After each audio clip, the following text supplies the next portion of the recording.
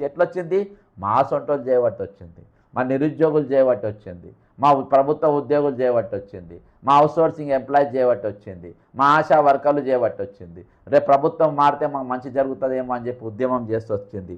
కానీ మీ పథకాలు మేము ఏం ఉద్యమాలు చేయలే. ఈరోజు ప్రభుత్వం అధికారంలోకి వస్తే మాకు పేరు రాదు, రేవంత్ రెడ్డికి పేరు రాదు, బట్టి విక్రమార్క పేరు రాదు, ఉత్తమ్ కుమార్ రెడ్డి పేరు రాదు. కాబట్టి మాకు పేరు రాదు కాబట్టి మేము ఏం చేయాలి? పథకాలు ఇవ్వాలి. పథకాలు ఇస్తే ఈరోజు బాండ్ పేపర్లు, ఈ బాండ్ పేపర్లు జాగ్రత్తగా మడత పెట్టి దాచిపెట్టుకోమని చెప్పిండు బట్టి విక్రమార్క.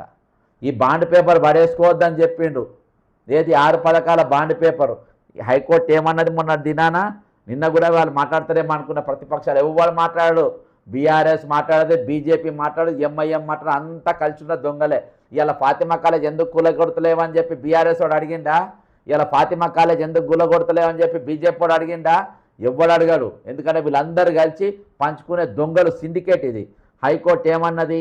ఇదే కనీసం విధానం మాట్లాడుతుందేమో బీఆర్ఎస్ బీజేపీ వాళ్ళు అనుకున్నా. ఇది కూడా మాట్లాడలేదు కాబట్టి నేను మాట్లాడుతున్నా. ఏనండి ఏది అరే అధికార పార్టీలో ఉన్న నాయకులారా, ఈ ఉచిత పథకాలు ఎవరు అడిగినరా మిమ్మలను అని తెలంగాణ హైకోర్టు ఈరోజు ఉచితాలు ఎవరు అడిగినరు? ప్రజలు అడిగినరా? నేను అడిగినా? మా బీద వాళ్ళు అడిగినరా ఎవరన్నా? మా మధ్యతరగతి ఎవరు అడగలే. నువ్వే ఇస్తా అన్నావు. ఏమి? కళ్యాణ లక్ష్మి, షాదీ ముబారక్ పథకాల చట్టబద్ధతపై హైకోర్టు సందేహాలు, శాసనసభ ఆమోదం లేకుండా ప్రజాధనం పంపిణీపై ప్రభుత్వానికి ప్రశ్నలు, ఉద్యోగులకు జీతాలు లేవు, ఆశా వర్కర్ల జీతాలు పెంచరు, అవుట్సోర్సింగ్ వాళ్ళను ఏజెన్సీ తీసేయరు, అవుట్సోర్సింగ్ వాళ్ళకు వాళ్ళ జీతాలు వాళ్ళ టైంకి ఇయ్యరు, అదే వాళ్ళ పిఎఫ్ కట్ చేయరు, వాళ్ళకి ఈఎస్ఐ కట్ చేయరు ఏజెంట్లు, అయినా ఏజెంట్లకే ఇస్తారు. ఈరోజు రిటైర్ ఉద్యోగుల మరి ప్రభుత్వ ఉద్యోగులకు ఈరోజు డిఏలు ఇయ్యరు. 5 డిఏలు ఇప్పుడు ఈ నెలకెళ్ళి 6వ డిఏ, పిఆర్సీ ఇయ్యరు. అర్థమైందా? మరి ఈ ఉద్యోగం ఇయ్యరు. కానీ బిల్లులు పెండింగ్లో ఉండగా ఉచితాలు ఎందుకు? మీ పాడుబడ్డ ముఖానికి ఉచితాలు ఎందుకు నీకు? ఆల్రెడీ తెలంగాణ అప్పుల పాలైందంటే మీరే అంటే మళ్ళీ ఉచితాలు ఎందుకు పెట్టినావు? ఓకే, 4 వారాల్లో కౌంటర్ దాఖలు చేయాలని రాష్ట్ర ప్రభుత్వానికి ఆదేశం. తెలంగాణ ప్రభుత్వం ప్రతిష్టాత్మకంగా అమలు చేస్తున్న కళ్యాణ లక్ష్మి, షాదీ ముబారక్ పథకాల చట్టబద్ధతపై హైకోర్టు తీవ్ర సందేహాలను వ్యక్తం చేసింది. శాసనసభ ఆమోదం లేకుండా కేవలం ప్రభుత్వ ఉత్తర్వులు అంటే జీవోల ద్వారా ఈ పథకాలను ఏ విధంగా అమలు చేస్తారని ప్రశ్నించింది. దీనిపై పూర్తి వివరాలతో కౌంటర్ అఫిడవిట్ దాఖలు చేయాలని రాష్ట్ర ప్రభుత్వాన్ని ఈరోజు ఆదేశించింది. మొన్నటి దినాన ఈ పథకాలను సవాల్ చేస్తూ న్యాయవాది విజయ్ గోపాల్ దాఖలు చేసిన రిట్ పిటిషన్ను జస్టిస్ ఎస్వి శ్రవణ్ కుమార్ బుధవారం విచారించారు. చట్టబద్ధ ఆమోదం లేకుండా ప్రజాధనాన్ని పంపిణీ చేయడం రాజ్యాంగంలోని ఆర్టికల్ 245, 246లకు విరుద్ధమని పిటిషనర్ వాదించారు. ఈ పథకాలకు సంబంధించి జారీ చేసిన 8 జీవోలను రద్దు చేయాలని కోరారు. విచారణ సందర్భంగా న్యాయమూర్తి ప్రభుత్వ ఆర్థిక ప్రాధాన్యతలపై కీలక వ్యాఖ్యలు. ఈరోజు అందులోనే దాదాపు కొన్ని వేల కంటెంప్ట్ కేసులు ఉన్నాయి. రిటైర్మెంట్ ఎంప్లాయీస్ బకాయిలు రాలేదని కొన్ని వేల కంటెంప్ట్ కేసులు ఉన్నాయి, తిరుగుతూ ఉన్నారు. 100 మంది చచ్చిపోయారు. 100 మంది చచ్చిపోయినా ఒకరికి కమిటేటివ్ ఇస్తారు, ఒకరికేమో జీపీఎఫ్ ఇస్తారు, ఒకటి ఇస్తే ఒకటి ఇయ్యరు. ఈరోజు చచ్చిపోతారు. కానీ వీళ్ళకు మాత్రం ఉచితాలు మాత్రం ఎవరు అడగకుండా ఇస్తామంటారు. అది కూడా పెద్ద హ్యాండ్.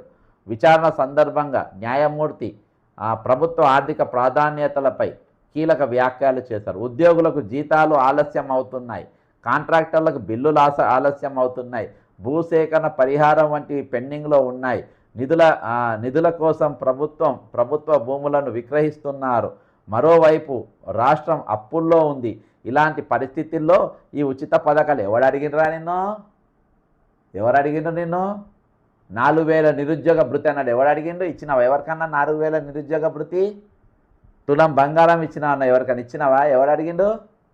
మీరు ఉద్యమాలు చేయకుండా అధికారంకి వస్తే మీరు మా సొంటల పేరు వస్తుందని చెప్పేసి మీరు పథకాలు పెట్టిన నాయకులు మీరు అని కోర్టు ఘాటుగా ప్రశ్నించింది. ప్రభుత్వం వద్ద అదనపు నిధులు ఉంటే ఉచితాలు ఇవ్వచ్చని, కానీ చెల్లింపుల విషయంలో ప్రభుత్వానికి సరైన ప్రాధాన్యత ఉండాలని హితవు పలికింది. 2014లో ప్రారంభమైన ఈ పథకాల ఇది కేసీఆర్ గారు మొదలుపెట్టిండు. 2014లో ప్రారంభమైన ఈ పథకాల కింద ఇప్పటి వరకు 13,484 కోట్ల ఖర్చు చేశారని కాద్ నివేదికల ప్రకారం రూపాయి 90 కోట్లు అనర్హులకు. అంటే ఈరోజు మనం చూసినాం కదా, రైతు బంధు ఎవరు తీసుకున్నారు? మల్లారెడ్డి గారు తీసుకున్నారు.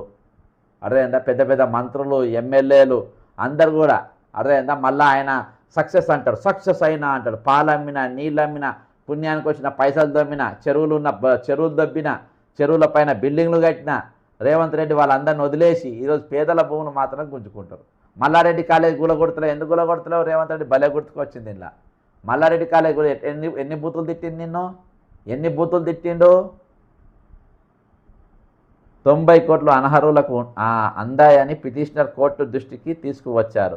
ప్రభుత్వ తరపున వాదనలు వినిపించిన అదనపు అడ్వకేట్ జనరల్ ఇమ్రాన్ ఖాన్ నిరుపేద కుటుంబాలకు అండగా నిలిచేందుకే ఈ పథకాలు అమలు చేస్తున్నామని ఈరోజు పేదరిక నిర్మూల అనేది ఈరోజు కార్యక్రమాలతో జరగాలి. ఈరోజు నువ్వు ఉచితం ఇస్తే ఒక్కరోజు ఇస్తావు, మరి రోజు ఏం తింటాడు?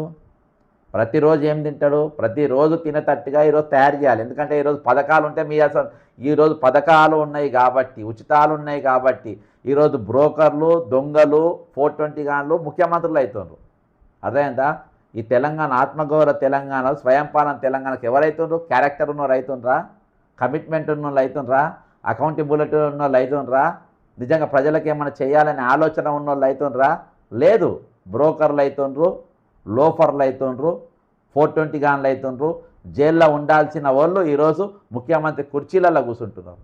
ఏసీబీ కేసులలో దొరికి ఏసీబీ జైళ్ళల్లో ఉండాల్సిన వాళ్ళు ఏసీబీ వాళ్ళతో సెల్యూట్లు కొట్టించుకుంటున్నారు. అర్థమైందా? దేనివల్ల? ఈ ఉచితాల వల్ల. నిరుపేద కుటుంబం ఇస్తున్నామని చెప్పుకుని 4 వారాల్లోగా వివరణ ఇవ్వాలని ప్రభుత్వాన్ని ఆదేశిస్తూ తదుపరి విచారణను ఆగస్టు 5కు వాయిదా వేసింది. అయితే ఈ పథకాలపై తక్షణ స్టే ఇచ్చేందుకు కోర్టు నిరాకరించింది. మొత్తానికైతే ఇది దీనిపైన కౌంటర్ దాఖలు చేయను. మొత్తానికి దీనిపైన ఒక చర్చ అయితే మొదలైంది. ఈ చర్చ మొదలైంది. నిజంగా దీన్ని సంపుతా ఉంది. ఈరోజు పనికి మానోళ్ళు ఏమన్నా అంటే మాకేమున్నది, ఏం భయం లేదు, భక్తి లేదు. భయం లేదు, భక్తి లేదు. మేము వస్తాం, మేము లాకుంటే మా బీఆర్ఎస్ వస్తుంది, మా బీఆర్ఎస్ రాకుండా మా బీజేపీ వస్తుంది, మా బీజేపీ రాకుండా మా ఎంఐఎం వస్తుంది. ఎవరం వచ్చినా మేము అంతా కలిసి ఉంటాం. మేము అంతా కలిసి తెలంగాణను దోచుకుంటాం. వాళ్ళకు మేము పథకాలు ఇస్తాం, ఓట్లకు పైసలు ఇస్తాం, 2000 ఇస్తాం, 5000 ఇస్తాం, లేకుంటే ఈరోజు నినాదాలు ఇస్తాం. ఈరోజు దేశం కోసం, ధర్మం కోసం నువ్వు నిజంగా దేశభక్తునివైతే, నిజంగా ఈ భారతదేశానికి చెందినోనివైతే నువ్వు బీజేపీకి ఓటేయని చెప్పి ఒకడు అంటాడు. ఒకడు పథకంతో ఓటేయమంటాడు. కానీ ఈరోజు మన బతుకులే, మన ఇండ్లు కూలుతుంటే వాడు మాట్లాడే రోజు ఎవరైనా వచ్చిందా? ఈరోజు ఇన్ని ఇండ్లు కూలిపోయినాయి, ఒక ఇండ్లు కూలిపోయినా ఎవరైనా వచ్చి పరామర్శించడా ఈరోజు ఏ బీజేపీ నాయకుడైనా? ఈరోజు ఫాతిమా కాలేజ్ ఎందుకు గులగొట్టడని ఎవరైనా పోయి అడిగిందా? ఏ బీఆర్ఎస్ నాయకుడైనా, బీజేపీ నాయకుడైనా పోయి అడిగిందా? ఎందుకు అసౌద్దీన్ ఓవైసీ కాలేజ్ ఎందుకు గులగొడతారు? మా నిరుపేదల ఇండ్లు ఎందుకు గులగొట్టినా ఎవరైనా అడిగిందా? ఈరోజు ఎవరైనా మాట్లాడుతుండా? ఈరోజు మాట్లాడు. మల్లారెడ్డి కాలేజ్ కూలగొడితే ఎందుకు కూలగొడితే ఎవరు అడిగిందా? ఈరోజు బీఆర్ఎస్ వాడు కానీ లేకుంటే బీజేపీ కానీ ఎవరైనా అడిగిందా? ఎవరు అడిగారు? ఎందుకంటే వీళ్ళందరూ కూడా ఒకటి. ఈరోజు ఎవరిని మన మీద గులగొడితే మనల్ని ఏం చేస్తారు? ట్రోలింగ్ చేసుకుంటారు వాళ్ళు. చూసినవా రేవంత్ రెడ్డి గారు పేదల ఇల్లు గులగొట్టిండ్రు. అదేందా? ముసలి కన్నీరు గారుస్తూ ఉంటారు. కానీ మనకు నష్టపరిహారం ఇవ్వమని చెప్పారు. వాళ్ళకు ఇల్లు గులగొట్టింది కాబట్టి వాళ్ళకు ఉచితంగా వాళ్ళ స్థలం ఇవ్వమని చెప్పారు. లేకుంటే వాళ్ళకు ఇల్లు మళ్ళీ తిరిగి వేరే స్థలంలో వాళ్ళకి ఇల్లు కట్టియమని చెప్పారు. ఫాతిమా కాలేజ్ ఎఫ్టీఎల్లో లేనే లేదంట. బాజాప్తా చెరువులో ఉంది, లేనే లేదంట. మనవి మాత్రం ఉన్నదంట. అర్థమైందా? అంటే ఈరోజు మనం దేనికంటే మనం ఉచిత పథకాలకు ఈరోజు కూలిపోయిన ఇళ్ళకి మన ఈఎంఐలు కడతాం. న్యాచురల్గా పేదరికంలో పోతాం. అర్థమైందా? చిన్న ఇంట్లో ఉంటాం. ఒక ట్రిపుల్ బెడ్రూమ్లో ఉన్న మనము మన ఇల్లు గులగొట్టుట్లా ఆ కూలిపోయిన ఇల్లుకు నెలకు ఈఎంఐ కట్టుకుంటా, మళ్ళీ ఇంకో ఇంటికి కిరాయి కట్టే పైసలు లేక 2-3 రూములనే ఎండుకుంటా ఇక ప్రభుత్వ పథకాల కోసం ఉరుకుతారు. మన పిల్లలం ఉరికి లైన్లో నిలబడి ఉచితాలు ఏమన్నా ఉంటే ఇవ్వండి, ఓటుకు మా ఇంట్లో 4 ఓట్లు ఉన్నాయి, 4 ఓట్లకు 4,000 ఇవ్వండి అని చెప్పి అడుక్కుంటాం. అట్లా అడుక్కోవాలని చెప్పి ఈరోజు రేవంత్ రెడ్డి గారికి ఇష్టం. అట్లా అడుక్కోవాలని చెప్పి కేసీఆర్ గారు ఉంటుంది. అట్లా అడుక్కోవాలని అసౌద్దీన్ ఓవైసీకి ఉంటుంది. అట్లా అడుక్కోవాలని ఈరోజు బీజేపీ రామచంద్రరావు గారికి ఉంటుంది. ఈరోజు ఇవాళకి పథకాలపైన మీరు ఆశపడాలి.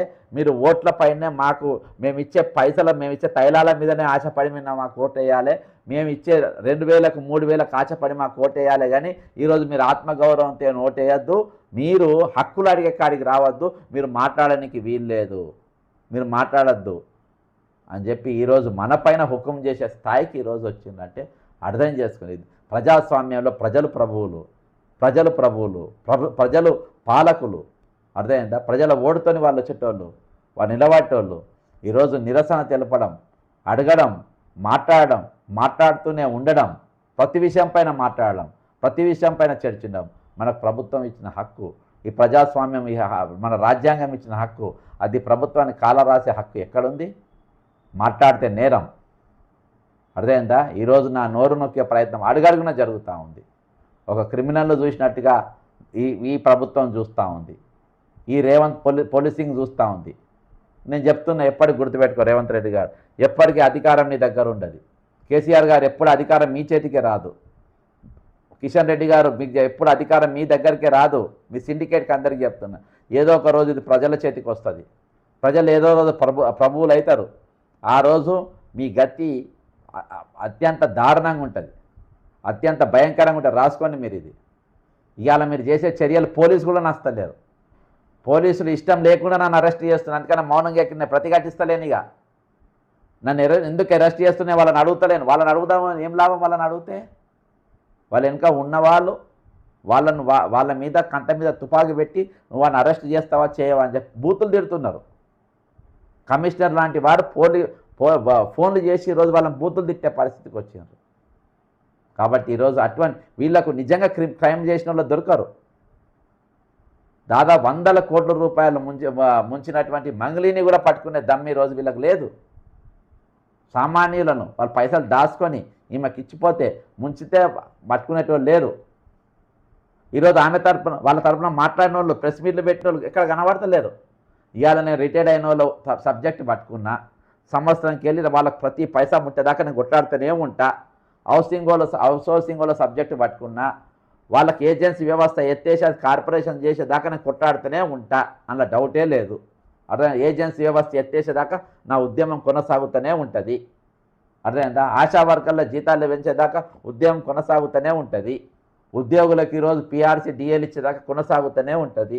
హెల్త్ కార్డు 15వ తారీఖు ఇస్తామన్నారు, ఇంకా 5 రోజులు. ఇవాళ ఎంత? 11వ తారీఖు 11 తారీఖు ఇవాళ. అర్థమైందా? ఇంకా 4 రోజుల తర్వాత మామూలుగా ఉండదు సినిమా.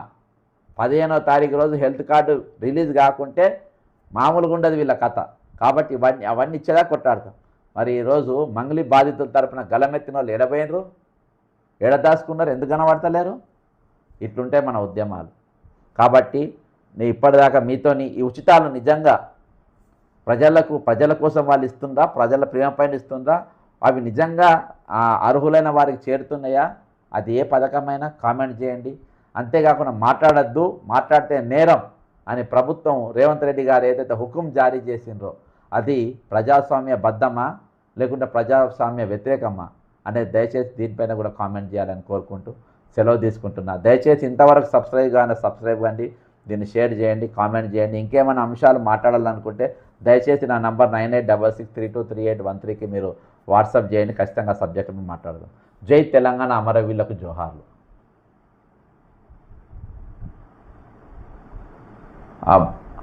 కరప్షన్ గురించి చెప్పరాదు.